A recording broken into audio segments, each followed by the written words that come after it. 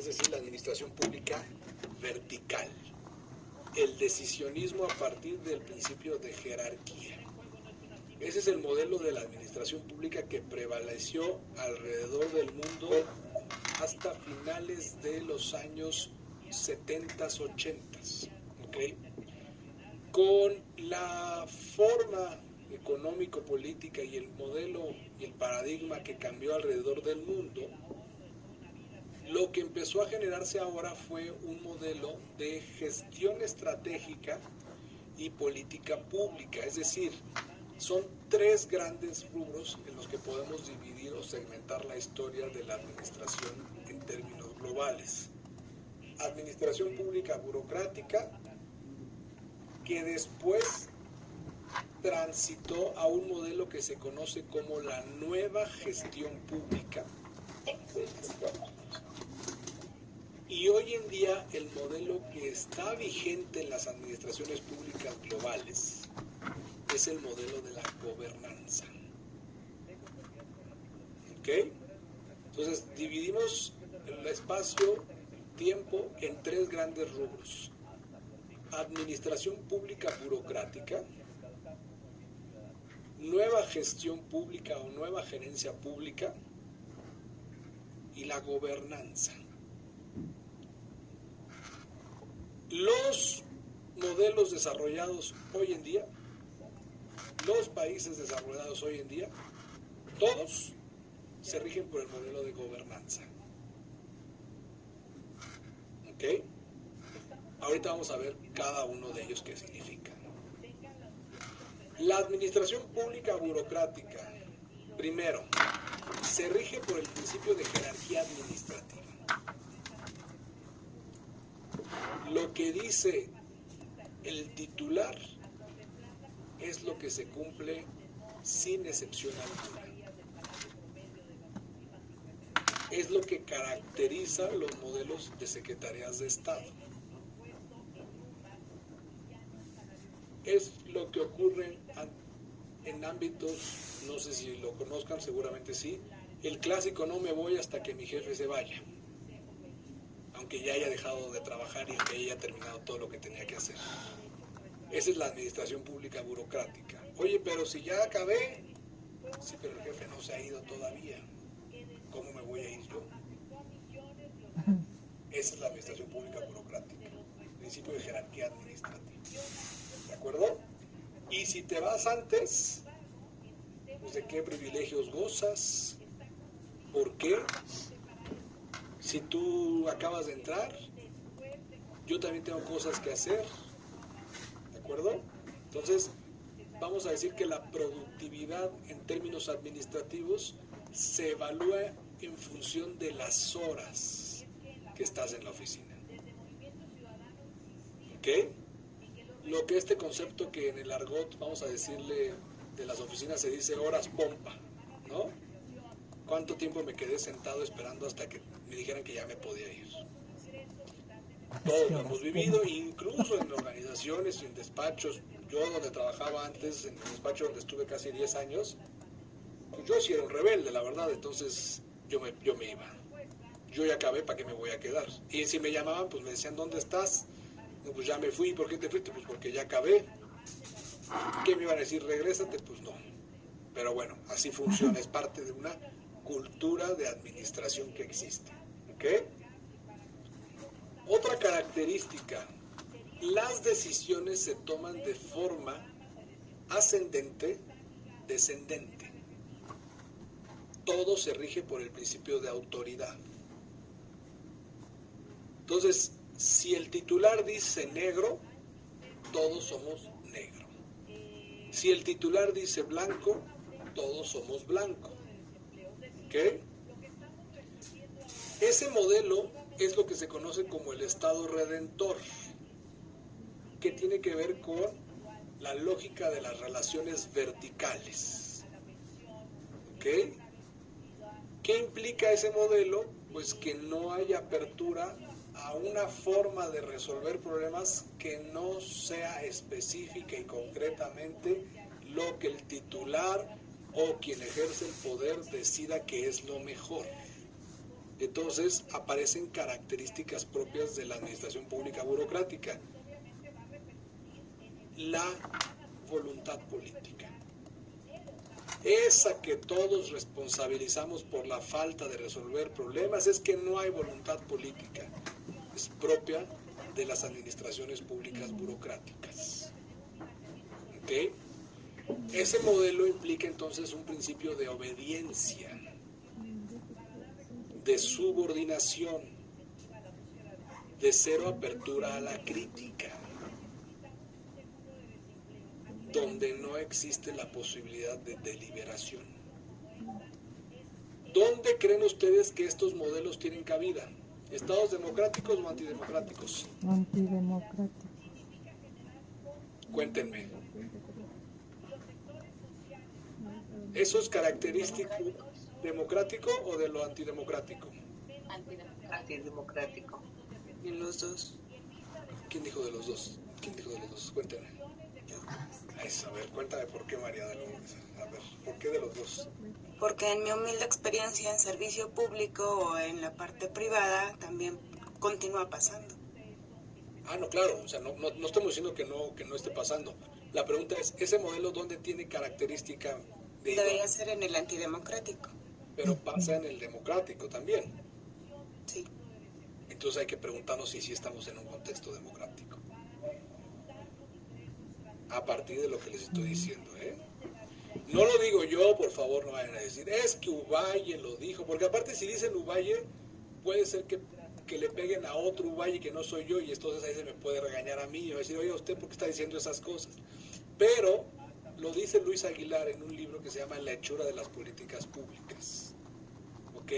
Y lo dice Luis Aguilar en un libro que acaba de publicar que se llama Gobierno y Administración Pública, el paradigma de la administración pública en México, ¿ok? Les puede revisarlo, está ahí el libro, se los pongo al ratito en el chat para que lo revisen, y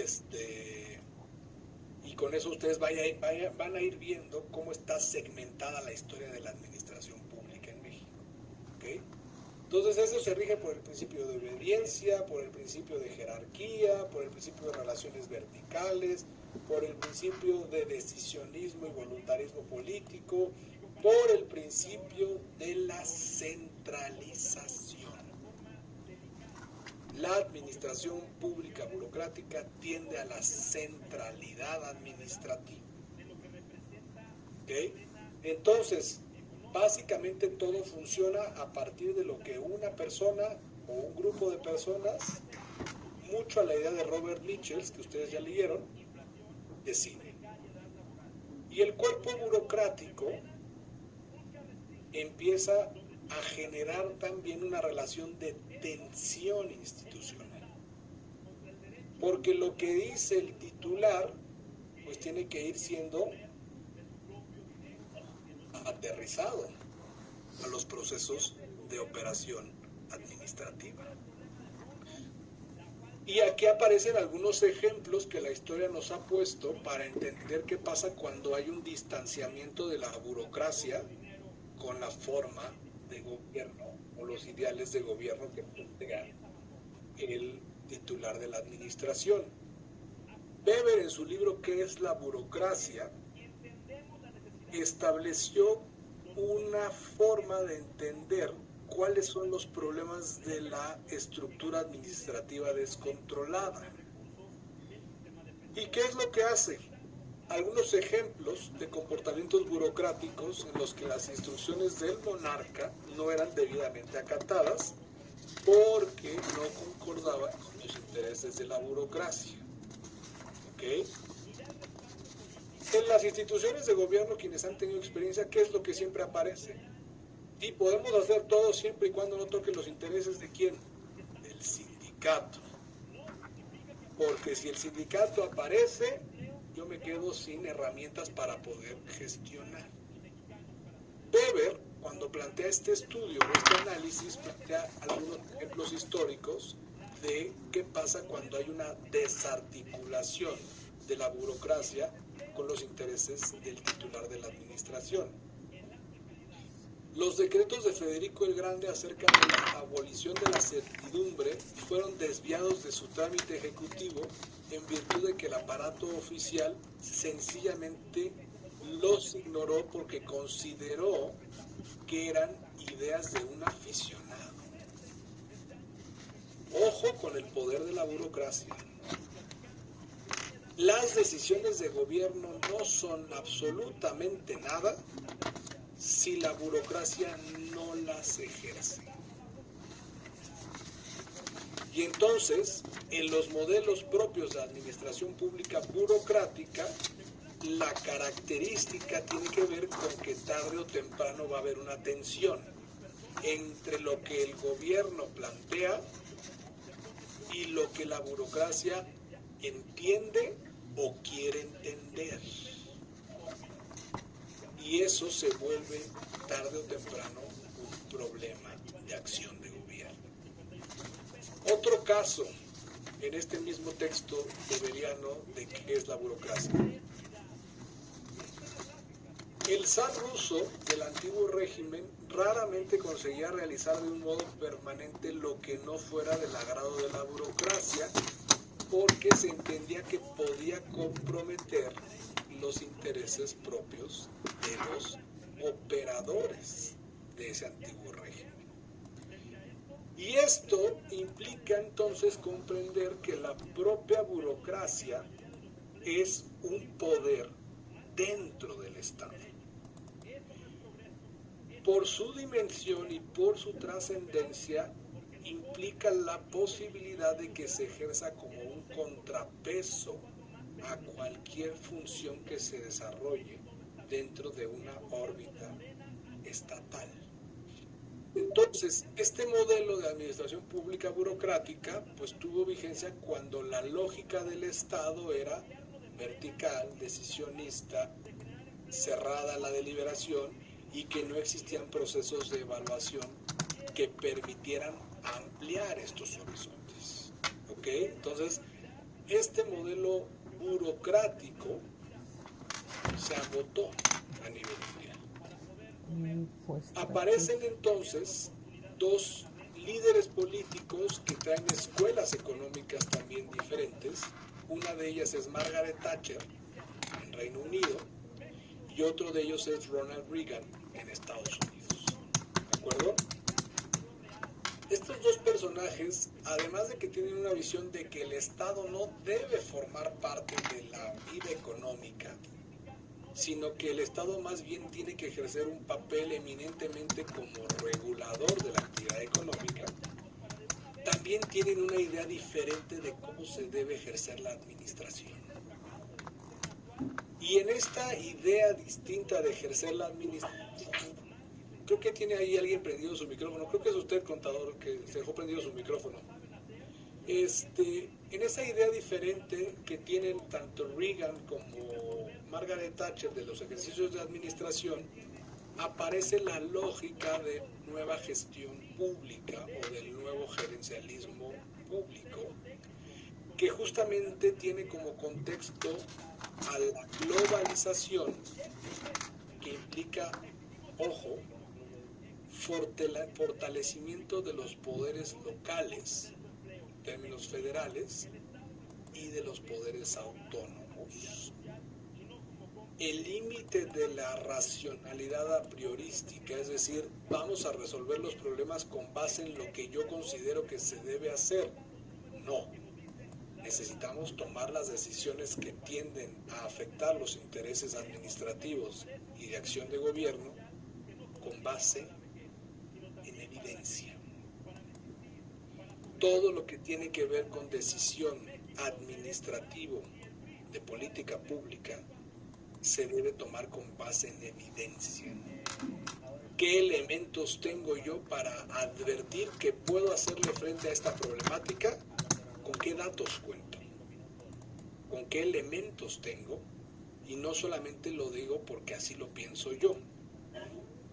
¿Dónde se advierte muy claramente este tipo de administración pública burocrática? En el cine mexicano, en la Ley de Herodes. Ahí es la administración pública burocrática en su máxima expresión. Cuando te dice el presidente municipal, para eso está la Constitución, úsala, y que empieza a establecer cualquier cantidad de multas para recaudar, ese es el México posrevolucionario, y fue el México también institucionalizado hasta finales de la década de los 80. Esa es la administración pública vigente en los modelos no democráticos. En las exigencias no democráticas, sino propia de los sistemas autoritarios. ¿Dónde en el mundo sigue habiendo administración pública burocrática hoy en día? Rusia, Corea del Norte, Venezuela, Cuba, y en donde últimamente pareciera que se está recuperando ese tipo de modelo es en Nicaragua y en El Salvador. Ahí es la voluntad del presidente y no hay cabida para ninguna expresión disidente. Esos son modelos propios de administración pública burocrática. En la nueva gestión pública que se empieza a implementar con la idea de lo que se conoce en las doctrinas económicas como el famosísimo y pareciera que responsable de todos los problemas llamado neoliberalismo, se empieza a entender la necesidad de acabar con los estados redentores, de buscar capacidades ciudadanas, de eliminar la racionalidad a priorística y de potenciar el auge de la economía de mercado. Porque también la exigencia global implica nuevas problemáticas para las cuales el Estado no está diseñado, como las que tienen que ver, por ejemplo, con la robótica, el Internet, todo lo telemático, la globalización y hoy en día, ¿por qué no decirlo?, también la inteligencia artificial. Entonces esas características no tienen cabida en un modelo de administración pública burocrática, precisamente porque atienden a otras racionalidades y a otras finalidades. Entonces, donde hay un modelo centralizado, vertical, donde no hay capacidad de deliberación, pues todas estas exigencias actuales de la época global simple y sencillamente van a chocar. Por ejemplo, si ustedes van a Corea del Sur y revisan en la zona que se llama la DMZ, que es la zona desmilitarizada de la frontera entre Corea del Norte y Corea del Sur, es bien interesante cómo literalmente tú puedes revisar con un, no sé cómo decirlo, telescopio o un instrumento para ver de lejos, cómo toda la zona de los cerros y de las montañas de Corea del Norte está literalmente pelona. Porque en ese país, en tiempos de invierno, ellos siguen utilizando la leña para calentarse. ¿Puedo pedir a alguien que le diga al contador que cierre su micrófono, por favor? No sé si alguien esté con él en el área del EFREN, o si está en la unidad de capacitación para que le comente, ¿no? Entonces, esa es una forma también de otro modelo económico. Otra forma completamente, hagan de cuenta ustedes que se quedó como en el pasado, como si el tiempo no hubiera pasado. Imagínense ustedes quién controla la inteligencia artificial, quién controla las cuestiones telemáticas, quién controla el Internet, pues es propio de los sistemas autoritarios. Escuchando ahí ruido muchísimo lo del contador. ¿Estás por ahí tú, Brenda, para que le puedas decir? Sí, doctor, ahorita le aviso. Gracias, muy amable. Entonces, esta lógica del fin de los estados redentores, del fin de la racionalidad priorística, aparece la posibilidad de encontrar una lógica de capacidades ciudadanas y entender que el ciudadano, ojo que en estos términos de administración pública y de política pública, nunca aparece la palabra pueblo. Todo es en términos del ciudadano.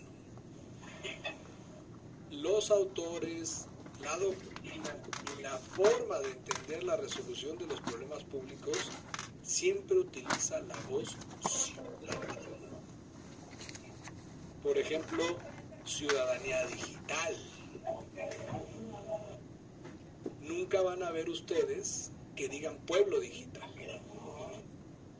porque esto justamente tiene que ver con un modelo en el que el centro de la toma de decisiones públicas es el ciudadano, es la ciudadanía, es el eje del modelo que busca democratizar la acción de gobierno.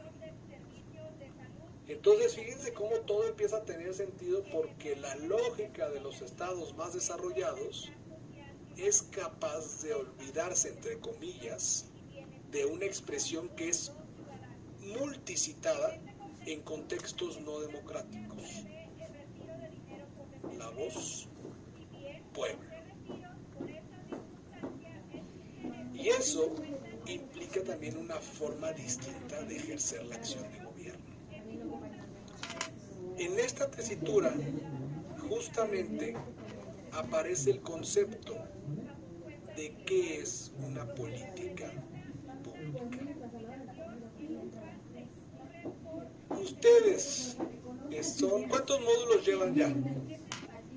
¿Este es el tercero? ¿Y cuántos van a ser? ¿Quién sabe? Sabrá Dios, ¿verdad? Porque yo ni tengo ni idea. 18 módulos.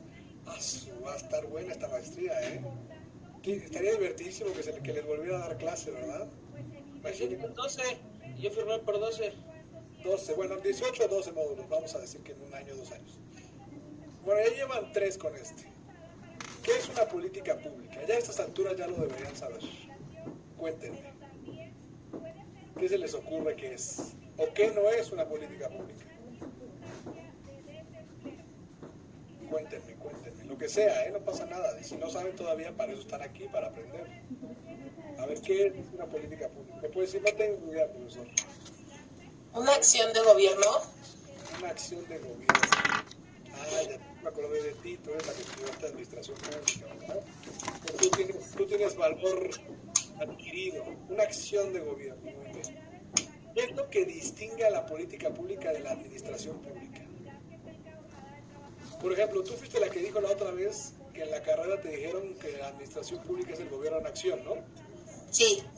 ¿Y cuál sería la diferencia del gobierno en acción y una acción de gobierno?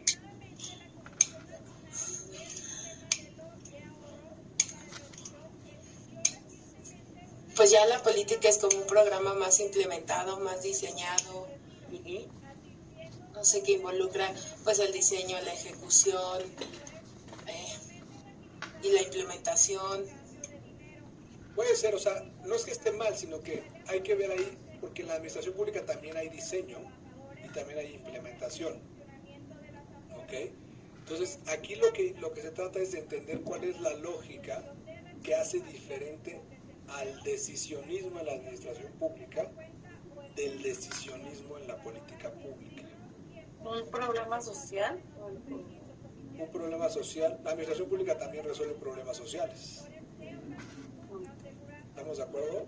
A ver, y luego Vianey. Vianey, ¿a dónde vas? ¿Vas por tus placas o qué? A ver, Eduardo, te escuchamos. Ya te saliste de la cámara, Vianey. No, vine a avisar a resguardo que se va a quedar mi coche porque no traigo placas. Cada vez que escucho resguardo parlamentario me vienen a mi memoria muchas cuestiones como que tienen que ver con mi comida a la 1 de la mañana. Hasta que resguardo me autorice va a llegar mi pizza porque si no, no va a poder cenar. A ver, Eduardo, te escucho. Y luego Anairam y luego Vianey. ¿Está silenciado, Eduardo?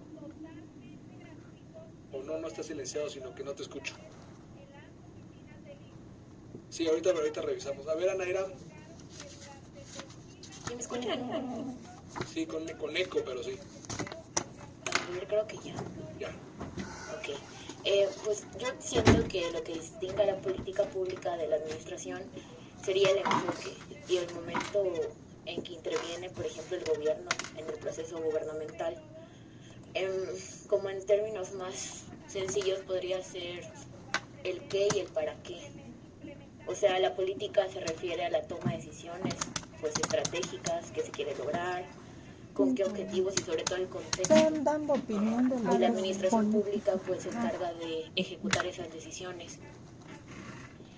Ok, a ver, eso está interesante, pero los dos son ámbitos de tomas de decisiones, ¿ok? Y los dos implican la posibilidad de entender la lógica de la implementación de esa toma de decisiones. Bueno, como en resumen podría ser entonces ¿Mande? que la política sería como la estrategia y la administración la implementación. No, porque la política también pasa por la implementación. Esto es una lluvia de ideas, no que esté mal lo que están diciendo. Ah, ok. Esta es como la idea que tengo. Está perfecto, no estamos aquí revisando O yo creo todavía ya terminaría. si están bien o están mal, es para entender cómo lo están comprendiendo ustedes. En las dos hay implementación y en las dos hay, vamos a decir, se advierte la resolución de problemas. Hernández ¿Ok? Cruz. A ver, Alma Rosa, la escuchamos. Sí, gracias. Bueno, yo digo que la política pública es como son las acciones que se necesitan para resolver los problemas de una cierta área. Ajá. Sí, La son administración las pública acciones. envuelve a Ay. todas las políticas públicas.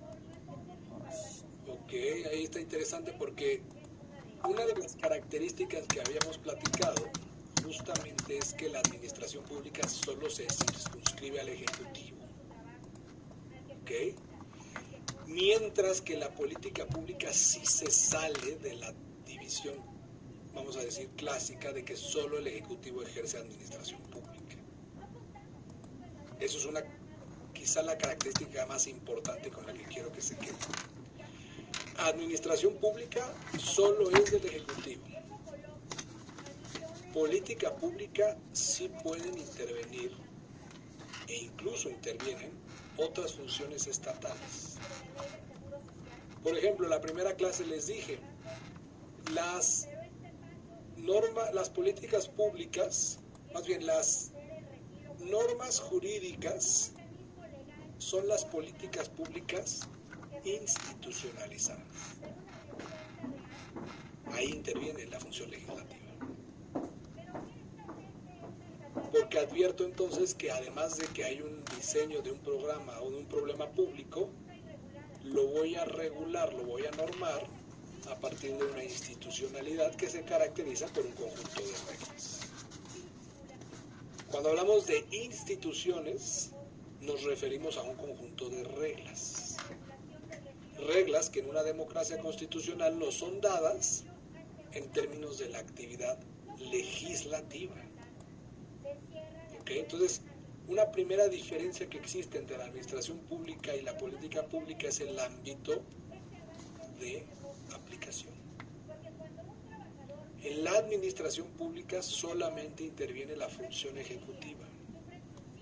En la política pública intervienen todos los ámbitos, todas las funciones del Estado. ¿Ok? Esa lógica es importante que la vayan ustedes conociendo porque en la nueva gestión pública lo que se empieza a intentar implementar tiene que ver con utilizar formas y estrategias que caracterizan a la administración privada en la forma de organización administrativa de la administración pública. Y entonces de lo que se trata este nuevo sistema o este nuevo esquema es qué está funcionando en la administración privada que me pueda llegar a funcionar a mí en la administración pública. Y en los esquemas pues empiezan a advertir que hay ciertos elementos que pueden ser de alta utilidad. Por ejemplo, la forma de evaluación. ¿Cómo yo voy a evaluar el desempeño de las personas servidoras públicas en el nuevo sistema de gestión pública? O en el New Public Management, que es la traducción propia de Estados Unidos. Pues me doy cuenta que no es necesario que el colaborador o la persona servidora pública se quede hasta que el jefe se vaya, sino que simple y sencillamente cumpla con el esquema de atribuciones y funciones que tiene que desempeñar en términos de su función o en términos de su perfil de puesto. Y entonces aparecen esquemas de evaluación del desempeño a la luz de indicadores. Doctor, Dígame. es una pregunta. ¿Es similar a lo que existe en la iniciativa privada con la administración por resultados? Exactamente, algo parecido a eso. Es la lógica de pensar cómo yo califico el desempeño de la persona servidora pública, pues a partir de qué resultados me está ofreciendo. No significa que esa sea la panacea de la resolución de los problemas, significa entender una comprensión totalmente distinta en el ejercicio de la administración. Por ejemplo, si yo soy una persona que trabaja en Dirección General Jurídica de la Secretaría de Hacienda y mi responsabilidad como jefe de departamento o como enlace es resolver cierta cantidad de amparos que llegan a la Secretaría en materia fiscal, por darles un ejemplo. La administración pública burocrática me diría que mi eficacia se va a determinar por cuántos amparos resolví durante este mes. ¿Ok? Entonces, hasta que yo no resuelva los 100 amparos que entraron en este mes, yo no puedo calificar de eficiente o no eficiente. Mientras que en la nueva gestión pública, en realidad de lo que se trata es de revisar cuál es el sentido del amparo. Entonces puede ser que no resolví los 100, resolví 40, pero esos 40 los gané todos los perdí en particular. Entonces cambia la metodología para evaluar el desempeño. Y eso genera entonces también que haya otras formas de identificar problemas públicos. Entonces la característica de la nueva gestión pública es introducir elementos propios de la administración privada para mejorar y potenciar la calidad del servicio público. Que ojo, tiene también sus problemas, porque entonces nos empezamos a volver, lo que platicábamos en algún momento en las sesiones, entre comillas, esclavos del indicador. Y nos podemos empezar a alejar de los principios y valores de la administración pública. Entonces, este modelo aparece en la década de los 80s y tiene vigencia hasta por ahí de los años 2000, más o menos.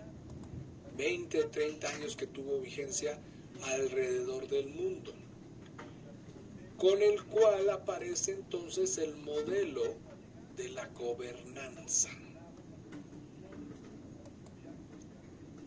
Hoy en día estamos en el modelo de la gobernanza. Gobernanza que tiene como característica fundamental entender que el ciudadano ya no es solamente un destinatario de la acción de gobierno, sino que también forma parte de la estrategia de solución de los problemas públicos. El ciudadano deja de ser destinatario y se vuelve partícipe de la toma de decisiones públicas. ¿Cómo se traduce esto en términos empíricos? Con la creación de consejos consultivos, de comités de participación, de presupuestos participativos y, oh sorpresa, con los órganos autónomos.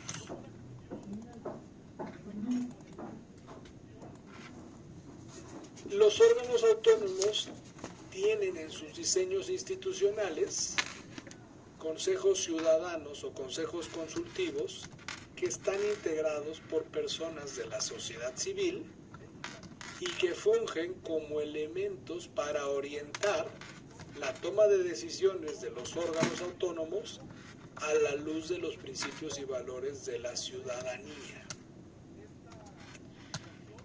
Los consejos consultivos, los comités de participación, entonces, modifican la lógica de la administración pública vertical y aparece entonces la exigencia de una administración pública horizontal que tiene como característica la deliberación, el consenso, los procesos de democracia dialógicos. ¿Dónde pueden profundizar más sobre la democracia dialógica y deliberativa? Jürgen Habermas, en La sociedad abierta. Repito, para que no digan que lo dijo Uvalle, lo dijo Habermas, no lo dije yo, ¿ok? Y si no están de acuerdo con Habermas, se vale no estar de acuerdo con Habermas, pero para que puedan revisar quiénes son los detentadores de estas teorías. Entonces, lo que dice, lo que plantean estas posturas es, el ciudadano, al ser el eje de la toma de decisiones públicas, no puede ser un simple observador de la acción de gobierno. Forzosamente se tiene que involucrar en los procesos de decisión. ¿Qué significa eso entonces? Que la política pública tiene como característica que hay una relación simbiótica entre el gobierno y la sociedad, entre el Estado y el ciudadano, en términos de identificar los problemas públicos, de diseñar cuáles son posibles estrategias de solución, de construir instituciones responsables de hacerles frente a las problemáticas públicas y de volverse también responsables de la implementación. Lo que genera a largo plazo que el ciudadano también se vuelve responsable de la evaluación. Entonces, de los pilares que caracterizan a la política pública, diseño, implementación y evaluación, en todos el ciudadano está presente. Si voy a crear una norma, si voy a reformar una ley, si voy a resolver un problema, no basta con que el gobierno advierta cuál es la problemática e implemente su solución. La ciudadanía se vuelve activa en los procesos de resolver los problemas. Ojo, esto no son los parlamentos abiertos. Esto implica que lo que la ciudadanía manifieste como posibilidad de inconformidad con un proyecto de reforma se ha tomado en consideración al momento de aprobar los dictámenes. Entonces, no basta con que forme parte de la integración formal, sino que es fundamental que lo que se resuelva modifique la implementación en términos materiales. Eso es el modelo de gobernanza, lo podemos decir incluso por redes. Redes de seguimiento, de evaluación, de implementación y de verificación del desempeño. En este sentido, entonces, la política pública tiene que ver con que la decisión se convierta en acción. y que la inacción también implica una posibilidad de que haya costos, beneficios y consecuencias. Esto significa que una política pública podemos definirla como un modo de gobernar con grupos organizados de la sociedad a efecto de superar restricciones económicas, sociales, productivas, y también como un conjunto de acciones que se diseñan e implementan para gobernar, haciendo que la vida pública se desarrolle con menos turbulencias. Las políticas públicas tienen como característica ser respuestas pensadas, calculadas, deliberadas, consensuadas, a efecto de mejorar la calidad de la acción del gobierno. ¿Dónde se puede advertir que una política pública funciona como paradigma de acción de gobierno? En los países en donde la toma de decisiones públicas no genera movilización social. Ejemplo donde no funcionó esto, cuando en Francia hace 2 años quisieron aumentar la edad para la jubilación, ¿se acuerdan? Que básicamente salieron todos los pensionados con posibilidad de pensionarse y llenaron Campos Elíseos con los chalecos verdes y naranjas y básicamente incendiaron París. Creo que tienes abierto tu micrófono, Maribel. Igualmente en Francia, cuando empezaron a imponer impuestos para la agricultura, pues los agricultores literalmente llenaron de estiércol las instituciones de gobierno. Allá no se andan con chistosadas y dijeron, si tú me aumentas, pues lo que yo opino de tu toma de decisión. Eso implican decisiones no consensuadas, implican decisiones no deliberadas, implican no articular en los procesos de decisión a la sociedad y al ciudadano. Esos modelos de política pública, de gobernanza, son los que existen en las democracias consolidadas, porque implican modificar el paradigma de que el ciudadano solo sea destinatario y convertirlo en actor. Y entonces tienes una respuesta más eficiente, más legítima a la forma de enfrentar las problemáticas públicas, y es lo que en Estados Unidos se traduce como la palabra policy, que es justamente lo que platicábamos la sesión anterior. No confundir policy con politics. Hoy lo que nos decía la otra. Entonces, ¿Ya te vas? no todo lo que hace el gobierno es política pública. Y últimamente, sobre todo de 20 años para acá, pareciera que política pública y política de gobierno son sinónimos. Y eso implica una no comprensión de este campo del conocimiento. Si lo que hace el gobierno quiere tener la categoría de público, es decir, si queremos tener una política pública, forzosamente la toma de decisión involucró al ciudadano. Si fue una decisión unilateral, vertical, sin consenso, sin deliberación y sin hacer partícipe a la sociedad en el momento de tomarla, no fue política pública, sino fue política de gobierno. De tal forma que en los estados o en los gobiernos en donde hay vigencia de política pública, también hay mayor desarrollo democrático.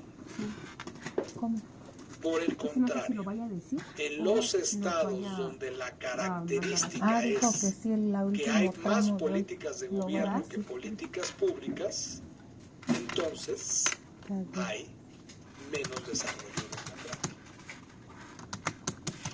Y en términos de democracia constitucional, de lo que se trata es de potenciar el desarrollo de políticas públicas, de romper con el esquema de la administración pública burocrática.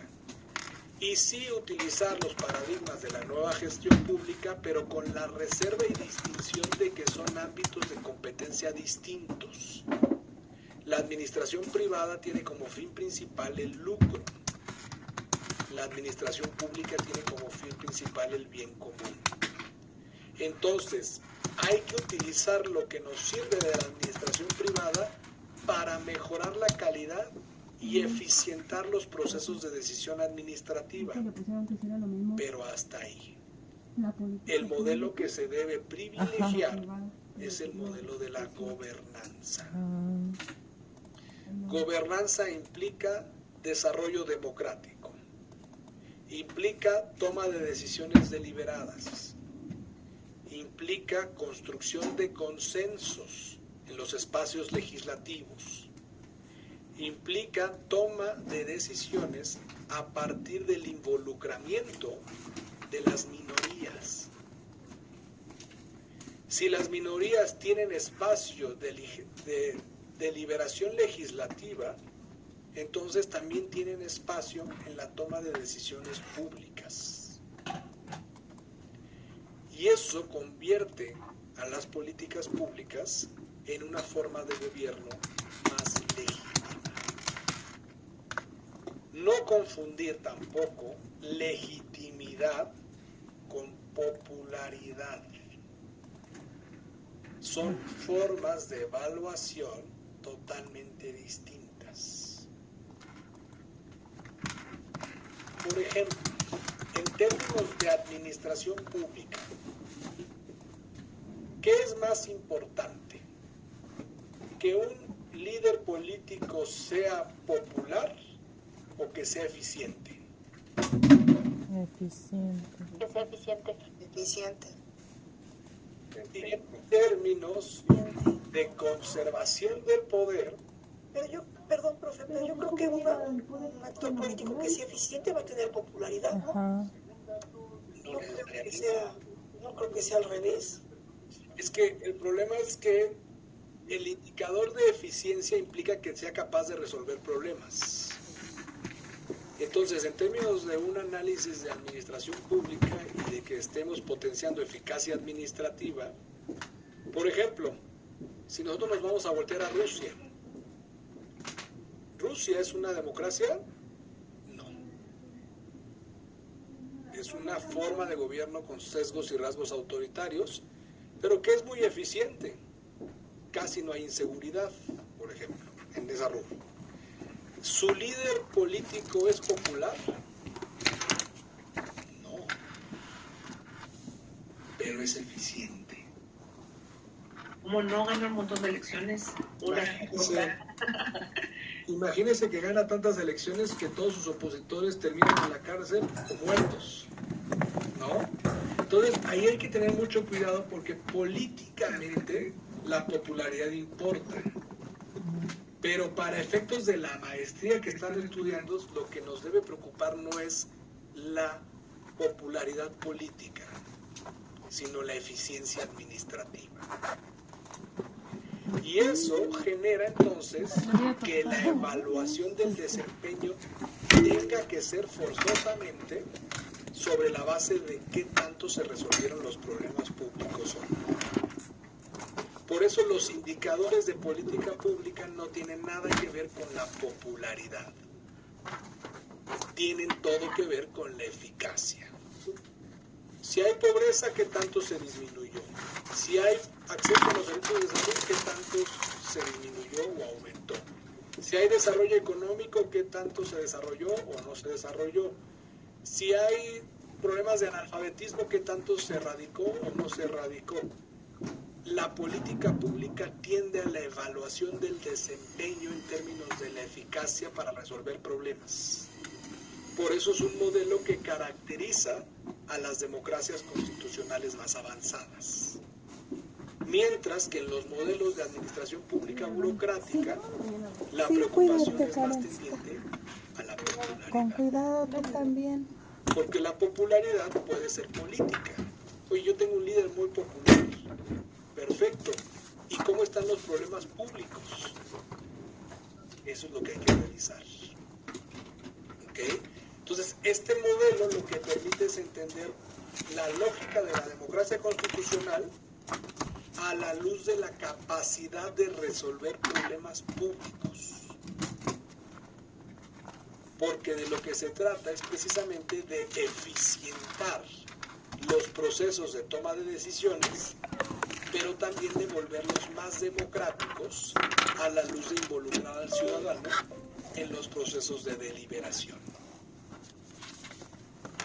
Y eso es la diferencia entre política pública y administración pública. ¿Ya quedó un poquito más claro? ¿Dónde creen ustedes que se encontraba, al menos en el diseño, una forma de gobernar a partir de política pública? ¿En la centralización administrativa o en la constitucionalización de órganos autónomos? En la segunda. En la segunda, precisamente porque el diseño institucional estaba hecho para eso. Y esa es la forma en la que gobierna Estados Unidos. Por eso la doctrina americana lo ha llamado el gobierno por administraciones en Estados Unidos. Porque la característica es, como mucho de lo que tiene que ver con la forma de gobernar va a tocar los intereses que decía hace rato el contador, necesitamos que los órganos que van a resolver esos problemas no estén politizados, sino que sean técnicos, imparciales, objetivos, profesionalizados y eminentemente administrativos. De tal manera que si vas a resolver problemas que tienen que ver con el mercado, la característica de la persona servidora pública que dialogue con el actor económico sea de un administrador público profesionalizado. Hola. Y eso permite entonces que la acción del gobierno tienda a ser más legítima, pero sobre todo más eficiente y por lo tanto menos politizada. Sí. Volver la máxima de Woodrow Wilson ya nadie el las tiempo fuma. contemporáneo implica entonces despolitizar a la administración pública y tecnificar el ejercicio de la administración a partir de gobiernos que tienen órganos eminentemente técnicos. Característica de los sistemas que tienen política pública como forma de acción de gobierno, administraciones públicas y todos los ámbitos del gobierno profesionalizados. ¿Cómo despolitizamos a la administración? No importa si eres del azul, del amarillo, del verde, del naranja, del marrón. Tu carrera administrativa está garantizada por el mérito. Vas a estar constantemente evaluado. Vas a estar constantemente sujeto al escrutinio. De tal manera que tu puesto se asegura en función de qué tan bien te desenvuelvas y qué tan bien salgas evaluado. No importa si eres el hijo, el primo, el hermano, el amigo, el compadre, el cuñado. Importa el mérito y la capacidad administrativa. Llega quien llega al gobierno y no importa si eres afín o no afín, sino cómo resuelves problemas. Tu lugar está asegurado en términos de que puedas ser capaz de enfrentarte a los exámenes que te van a hacer. Y esa es la manera en la que se profesionaliza el ejercicio de la administración pública. Y entonces despolitizas a la administración y la vuelves un órgano técnico y especializado. Y eso genera forzosamente mejor calidad en el ejercicio de los servicios públicos, mejor satisfacción de necesidades públicas, una relación de armonía entre sociedad y gobierno y, ahora sí, mejor evaluación del desempeño, que se puede traducir el día de mañana en una continuidad o discontinuidad de un proyecto político determinado. No se trata de separar a la administración de la política como si la primera no estuviera en el contexto del poder. La administración pública también forma parte del poder. Mande. De lo que se trata es precisamente de hacer la distinción. El político se preocupe por conservar el poder, pero el administrador ¿A dónde le público se apago? Ya preocupe páguenle. por garantizar el bienestar común y Ya nada los más voy a servicios imprimir públicos esto. y las necesidades públicas. Por eso ese proceso implica forzosamente una despolitización. El modelo de política pública tiende a la despolitización de la administración. El modelo de administración pública burocrática tiende a la politización de la administración. Por lo tanto, es más democrático Págale. y tiene mejores resultados el modelo que tiende a la despolitización